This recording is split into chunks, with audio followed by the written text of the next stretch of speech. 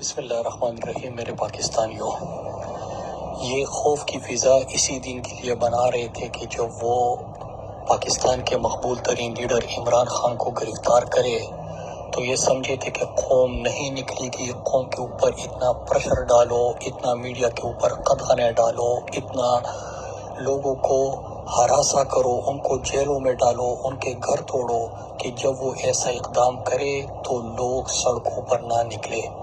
میرے پاکستانیوں، آپ کو آپ کے لیڈر عمران خان نے کہا تھا کہ آپ نے خود فیصلہ کرنا ہے کہ گھر میں سہم کر، ڈر کر، بیٹھ کر ان کی غلامی تسلیم کرنی ہے یا آپ نے حقیقی آزادی حاصل کرنی ہے۔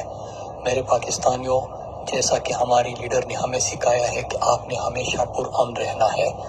آپ سب نے بڑی تعداد میں پورے پاکستان میں نکل کر ہاتھ میں پلے کارڈز اٹھا کے حقیقی آزادی کا اور عمران خان کی رہائی کا مطالبہ کرنا ہے۔ آپ نے پرامن رہنا ہے، کیونکہ ان کو بہانا چاہیے کہ کوئی ایسی سچویشن یہ کریٹ کرے جس طرح انہوں نے 9 مئی کو کیا تھا اور پھر کارکنوں کے اوپر، میڈیا کے اوپر اور تحریک انصاف کے اوپر اور عوام کے اوپر ظلم و ستم کے پہاڑ ڈالے۔ میرے پاکستانیوں، فیصلہ آپ کو کرنا ہے کہ آپ نے غلام رہنا ہے یا آپ نے حقیقی آزادی حاصل کرنی ہے۔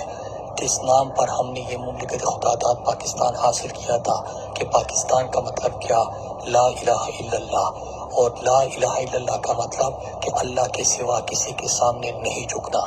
میرے پاکستانیوں، پرامن انداز میں اپنے لیڈر کے لیے اور اپنے ملک کی حقیقی آزادی کے لیے باہر نکلو۔ اپنے ملک کے مستقبل کے لیے، اپنے بچوں کے مستقبل کے لیے نکلو۔ انشاءاللہ وہ دن دور نہیں کہ پاکستان صحیح معنوں میں حقیقی آزادی حاصل کرے گا، صحیح معنوں میں ایک فلاحی ریاست بنے گا۔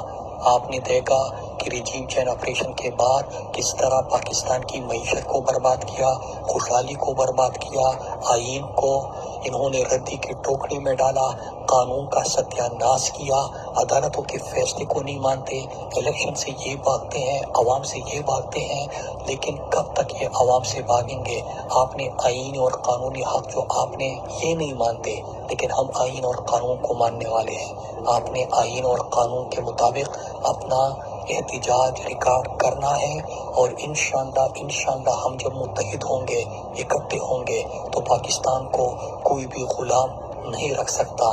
پاکستان اپنی حقیقی منزل کو انشاءاللہ پہنچے گا۔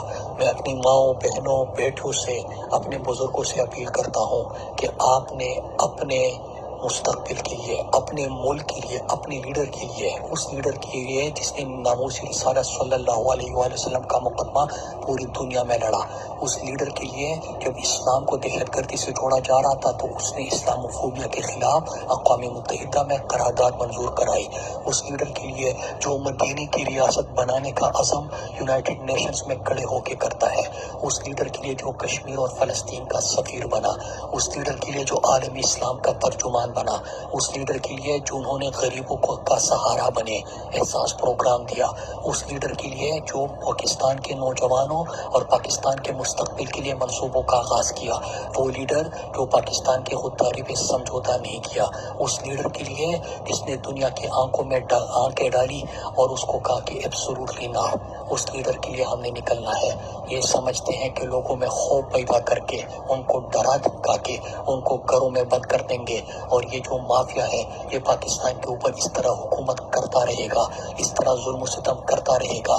یہ نہیں ہو سکتا کہ ملک کے مفروض اور اشتہاری اور بگوڑا لندن میں بیٹھ کے منصوبی بنائے اور یہ تمام ادارے اس پر عمل درآمد شروع کرنے کے لیے پاکستان کے مقبول ترین لیڈر عمران خان کو، جو سچے ہیں، جو دیانتدار ہے، جو امانتدار ہے، اس کو جیل میں ڈالے۔ آپ نے اس کے خلاف نکلنا ہے۔ عمران خان نے ساری زندگی پاکستان کا مقدمہ لڑا، پاکستان کے بہتر امیج دنیا تک پہنچایا اور اپنی زندگی پاکستان پہ نچھاور کی۔ آپ نے اب اپنے لیے نکلنا ہے، کیونکہ اگر یہ امید انہوں نے ختم کر دی تو پھر اس کے بعد اندھیرا ہی اندھیرا ہے۔